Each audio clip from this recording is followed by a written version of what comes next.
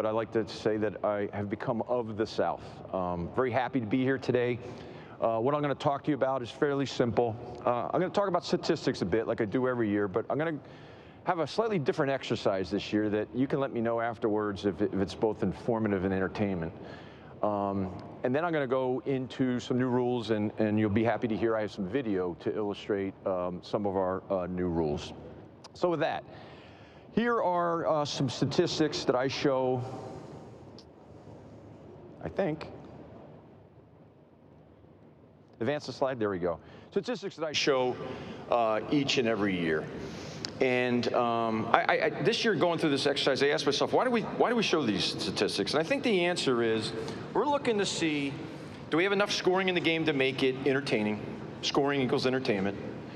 And what does officiating do to affect scoring and affect game length, right? I think that's why we're always looking at this data. The scoring has regressed for the third straight year. Not statistically significant in how much of it's regressed, but it has been a regression, and I'll talk about that here in a second. The plays per game has been in the mid-70s now for 3 consecutive years, after being in the low 180s for the previous 10. The average game time is relatively flat. And the fouls per game is up slightly at the FBS level, 13.8 last year to 14.1 this year. It's also a little relatively flat, as we'll see here in a bit. The SEC was at 14.5 fouls per game. I do not consider that statistically significant, the difference between FBS and SEC. And the replay stops per game is almost perfectly flat, as we're going to see here in a bit. So what's the story? What's the interrelationship here? And I'm going to lead you on a little statistical exercise looking at trends. The first thing, I call this a statistical illusion when we graph statistics, right? If we look at this curve here, we could say to ourselves, 2016 to 2019, we were trending down, right? In 2020, we went up 5 minutes year over year from the previous season. 2020 was, in many ways, a statistical anomaly because of what that season looked like during the pandemic. And then we've kind of been oscillating up and down since then, right? And we could look at this and try to apply where we've had rule changes and other major changes in the game and try to make sense of why it went down here and why it trended down over multiple years over there, and now we're just going up and down, right? But let me do this. All I've done is I've shown you the same data, but the y-axis, instead of being at the bottom 3 hours and 9 minutes, is now at an hour and 59 minutes, right? The differences year to year are not as significant. This looks flatter. And then finally, if I go here and I make the y-axis starting at 0, right?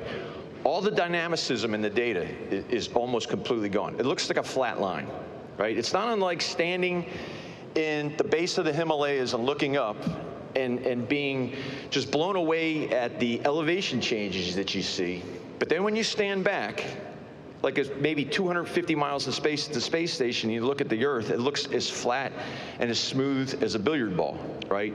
So when you're looking at statistics, a lot of times to prop up an argument, people will play with the y-axis. And what I'm going to do is I'm going to go back and look at all this data when we're looking at this data on an axis, y-axis that starts at 0. Here we are for game time. It's over the last 10 seasons. There's a 4% difference between the max and the min over those 10 seasons. This past season, we were 3% longer than the min. I submit to you that over this 10-year period, the average game time is flat. Go and look at points per game.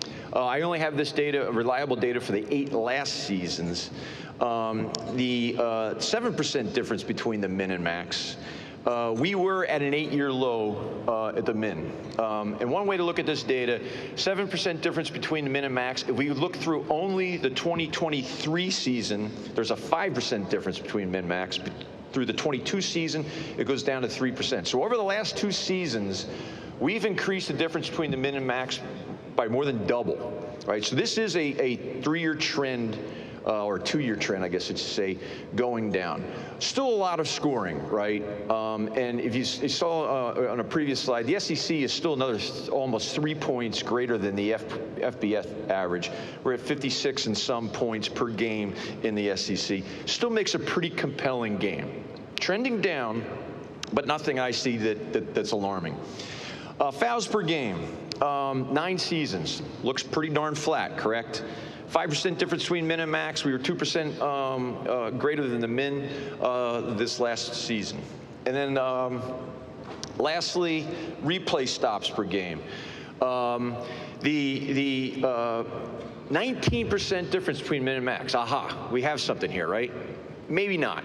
If you look at the data closely, the 2020 season was a statistical anomaly that it went up to 2.5, right? If we take that season out, the 8 remaining seasons were either at 2.1 or 2.2 stops per game across all of FBS. I submit to you that is extremely flat. We are at 2.2 in the SEC over against 2.1 in FBS this past season. That means we're stopping the game 1 additional time every 10 games. I don't consider that statistically significant. So what does all this add up to? I've been looking at this data now for 5 years. I've created a lot of derived data. I've graphed it, right? I have all the observables I have from watching every one of our football games over the last 5 seasons. And I'm constantly looking for cause and effect type relationships. And when going through this exercise last week and preparing to be with you here today, what I've arrived at is that there is not the ability to directly predict game time just looking at these pieces of data. Number of plays per game, fouls per game, replay stops per game, and the scoring. And this is noteworthy because we collectively, the stakeholders of college football, have tried to tune the overall game length using the playing rules, but empirically we can see that it's not really doing anything to the average, to the mean, right? So what does this all mean? What can directly predict the overall game time? Let me go through one more exercise with you.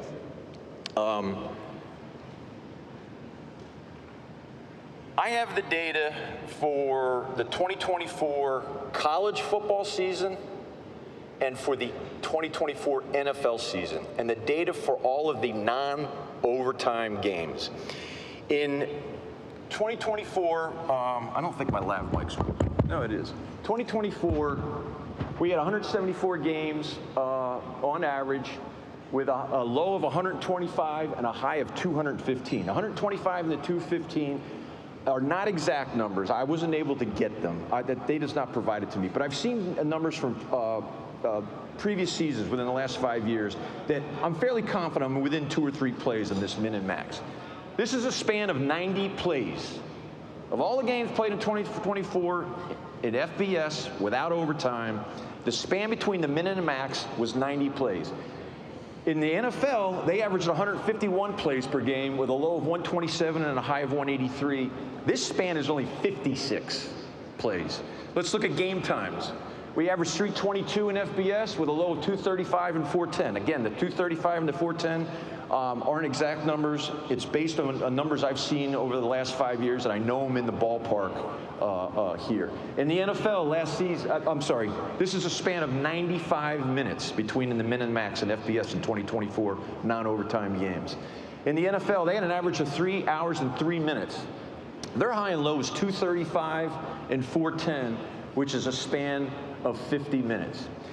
I don't have all of the individual game times that are represented on both sides, so I can't create an exact distribution graph, which you would typically do to come up with what? A bell curve.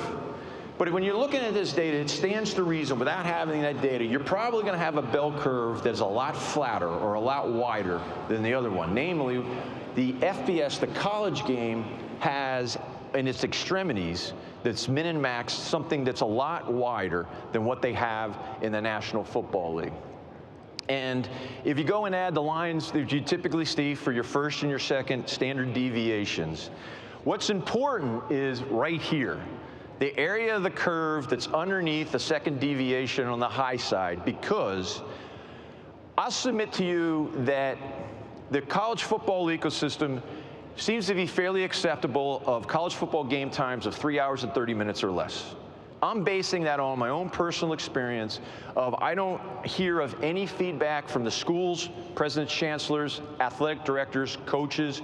I don't hear really significant feedback from the fans that 3:30 or less is too long. Certainly don't hear it from our media partners. When we get to 3:45, certainly 4 hours, that's when we hear complaints. That's what this curve, this area underneath the curve outside the second deviation on the high side, that's what it represents. So what explains this? Right? If you look at the rules, the cabal of rules between the college game and the NFL game, the constants, things like the length of quarters, how many charge timeouts per half do we give each team, the fact that we have 2-minute timeouts or warnings. The NFL has slightly more advertisement time, but they have a 7-minute less halftime. It kind of equals out. Those are constants. You change those things, it's going to affect game time on every single game, not just the games that are underneath the curve outside the second deviation. If you look at the variables, runner out of bounds, what we do with the game clock with a runner out of bounds, after an incomplete pass, after a first down, the fact that we have 10-second runoffs, our rules are fairly similar now between college in the NFL, particularly over the last couple seasons. We added things like keeping the clock running outside of 2 minutes and a half for a first down in bounds, and the fact that we now have a 2-minute time timeout in college. So how do you come up with, what dictates whether a game is going to go 3:45, 4 hours, or 3 hours and 20 minutes?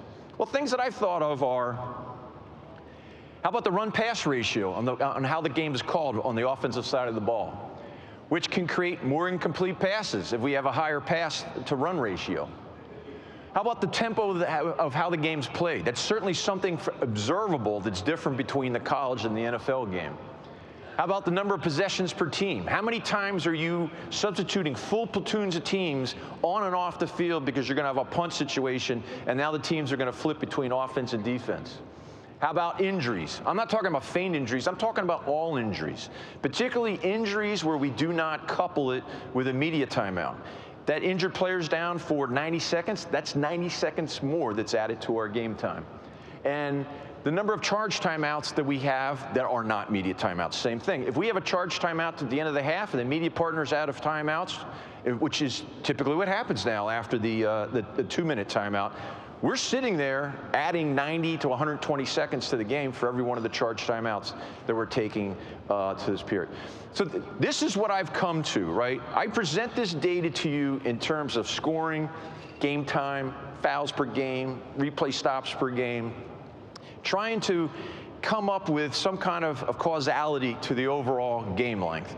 And I believe it's how the game is played, how the game is coached, that explains those outliers and explains the difference between what you see watching a football game on a Saturday as compared to watching a football game on a Sunday. So thanks for bearing with me for a little statistics at work. Let's go into some video talking about our new rules. The first play that we're going to see has to do with, we've seen a lot of additional action on the defensive side of the ball prior to the ball being snapped. And there's a lot of what I'll call abrupt, coordinated movement by the defense. And what we've seen is over the last 4 or 5 years, the number of false starts per game has gone up. And I attribute it to what the defense is doing on that side of the ball. And it's just not what I see in the Southeastern Conference. It's what my peers and I have all been seeing across the nation. This year, a change in the football rules is we're adding a standard to the defensive side of the ball that the offense has had for a century or more. The definition of a false start has forever been action that simulates the snap. That standard, action that simulates the snap, is now put on the defense as well, and the officials are being asked to judge defensive movement in that light. We're going to watch this defensive tackle that's lined up between the right tackle and the right guard. And you're going to see he has 2 down teammates to our left of him that are going to, what football coaches do called stemming, right? That action by the 2 that are stemming on our left, legal. But you can see in concert with that, we have a tackle between the right guard and right tackle who's flinching. He's simulating action to snap. And it works. It makes the right guard move here. right? This is action that has now been written into the rules, codified, that it's an illegal, it's what we call delay of game defense. This is not a false start on the offense. The defense cannot simulate action the snap for the purpose of trying to get his opponent to move prior to the snap. The next play is going to, this isn't necessarily a rule change as much as it's a new emphasis for the judgment that officials are going to use of what we call defensive matchups when the offense substitutes in typically a high-tempo offense. We go into what we call substitution mechanics. You'll see the mechanics when the referee is going into this position right here, and this starts off signifying that the offense is substituted. And once the offense has declared the 11, he's going to look over to the defensive sideline and give him a 3-second window for the defense to match up substitute. What we've seen over the last couple of years, and we've definitely saw it at a high volume or a higher volume in the 2024 postseason, is defenses are starting to try to game how they're doing their matchup substitutions and trying to eat up the play clock. And so we're adding the concept of the substitutions need to be done with an athletic pace. The standard part has always been the defense must substitute promptly. That was the standard that we need to interpret for our judgment on what the defense is doing. We're adding now that they need to do it at an athletic pace. And we're going to watch this substitution by the defense here. And you'll see a couple of things. Maybe or maybe not an athletic pace being used by not only the substitute coming onto the field, but the player that's being replaced going off the field. But there's also something else going on, Ryan, and we can go all the way back to the clip. We're going to watch the change between let's go to the beginning of the clip. The change between the interior defensive linemen, how long it takes to identify who the replaced players are going to be. And what we're asking our teams to do is the matchup substitution rules are such that the defense needs to start their substitution within 3 seconds of the offense declaring their 11 players for the next snap. The replaced players need to be identified in that window as well. What are we going to do if this happens? And we do it in this game. Watch the center judge. He's the official that's right behind the center. If we deem the defensive substitution is not with athletic pace, that it's not being done promptly, we're going to simply take the center judge off the ball like we're doing here. And now the offense is free to snap the ball, and the defense may or may not have 11 players on the field when the ball is snapped. The next two plays deal with a rule change that has to do with when officials have to call a timeout for injury.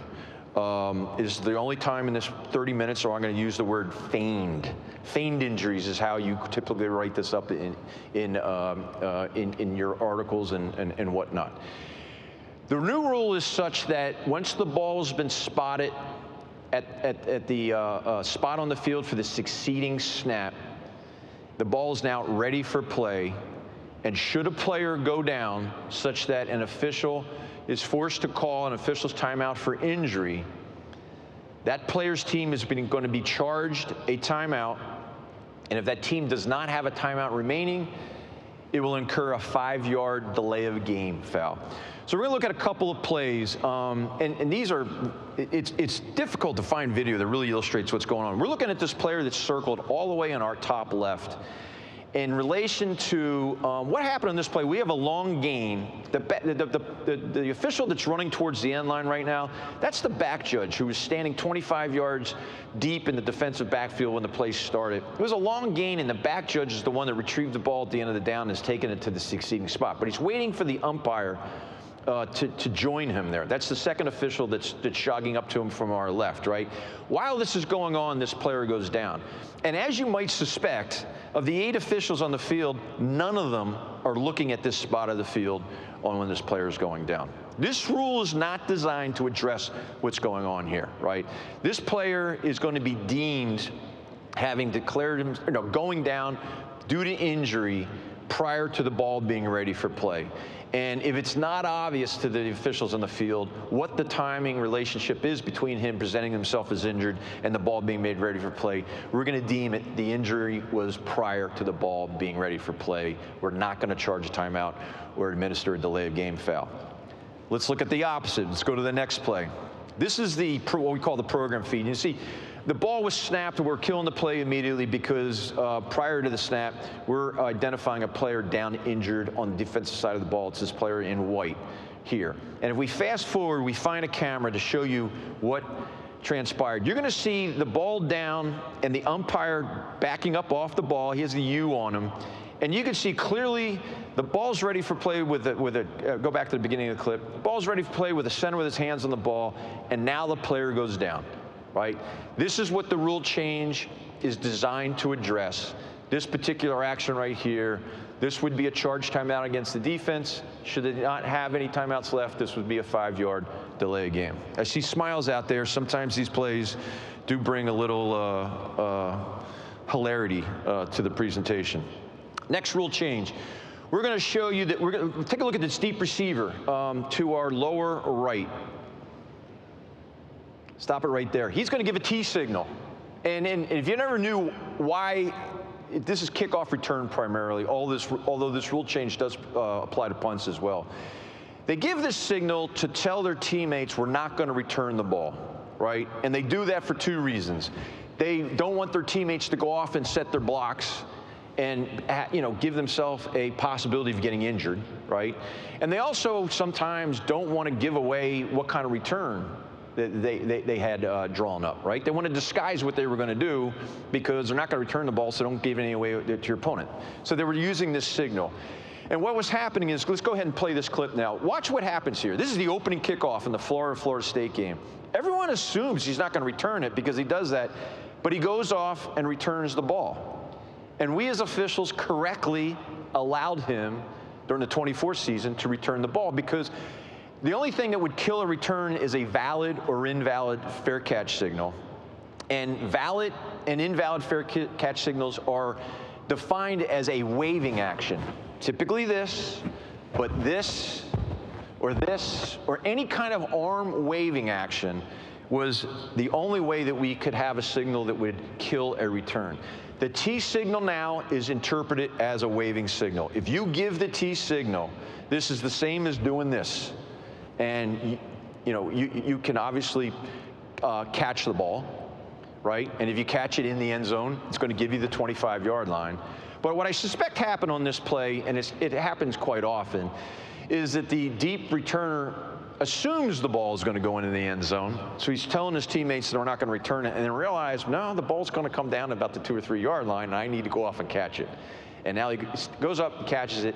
If that sequence happens in the 25 season and beyond, he now has the ball where he catches it on the 2 or 3 yard line. He has taken away his ability to return the ball by virtue of the T signal. One last video to show for you, and we don't even need to look at the video. This is the Friday night of Thanksgiving weekend last year, our annual Georgia Tech rivalry, and you see that we are starting the 8th overtime.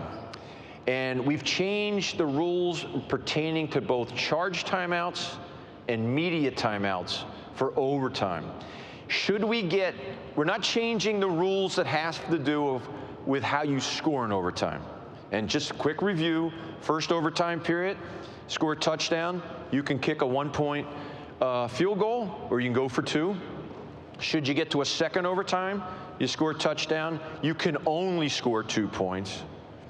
And should we get to a third overtime period and beyond, we're putting the ball at the 3 yard line, and we're only going to be running 2-point conversions from thereafter.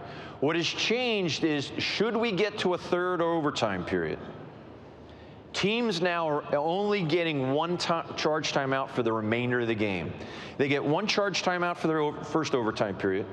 They get 1 charge timeout for the second overtime period. Once they get to the third overtime period, they only have 1 for the remainder of the game. So in this particular game, with this year's rules, if one of the teams had taken a charge timeout in the 4th overtime, they do not have a charge timeout for the remainder of the game. Why would this be significant? Why would a team want to call a timeout when they're only running a single play for their offensive series? Doesn't happen a lot, but one thing you need to think of is, and this happens more than you would believe, you get your team on the sideline, you're on offense, or maybe you're on defense. You call your play or you call your defensive coverage, and the kids break the huddle, they run out on the field, and the wrong kids ran out on the field, or 12 ran on the field, or only 10 ran on the field. That's when a coach might want to call a timeout when we're only running 2-point conversions, right? The second change is, once we get to a third media timeout, the media partner can no longer go to commercial, right? They're allowed to go to commercial in between the end of regular time and the first overtime period, in between the first overtime and the second overtime period. Once they go to break after the second overtime period, they need to stay with the game to its conclusion.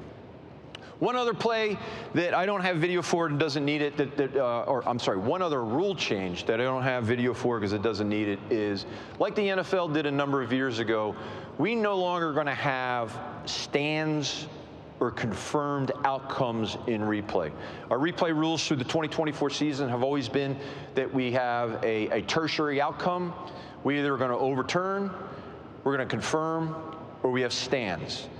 Now we're just going to have, we have enough video evidence to overturn the ruling on the field, or we're going to uphold the ruling on the field. This, like I said, this is something the NFL did a number of years ago. Why are we doing this?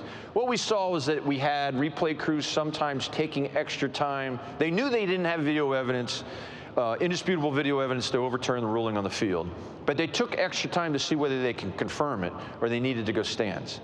And it doesn't have any purpose at that point in time, because once you get to the point that you know you don't have an indisputable video evidence to overturn the play as called on the field, we're just going to uphold it and go. So now we just have a dual outcome, overturn or upheld. So that's it. Let's wrap up. We have, last year was the first year that we have now 10, we get back to the slides, please. We have 10 crews in the SEC because of the addition of Oklahoma and Texas last year. That's 10 crews both on the field and in the replay booth. That's 100 officials that we have that are assigned to the stadiums for game days. We have our clinic next week like we do annually in Birmingham. It's going to be a combination of a rules exam, and the rules exam for on-field officials are different than the replay officials, something we started doing a number of years ago. Replay has its own set of rules about what you can and can't do and what judgments to use and whatnot. And so we started tailoring an exam, a rules exam for the replay officials that was different than the on-field officials.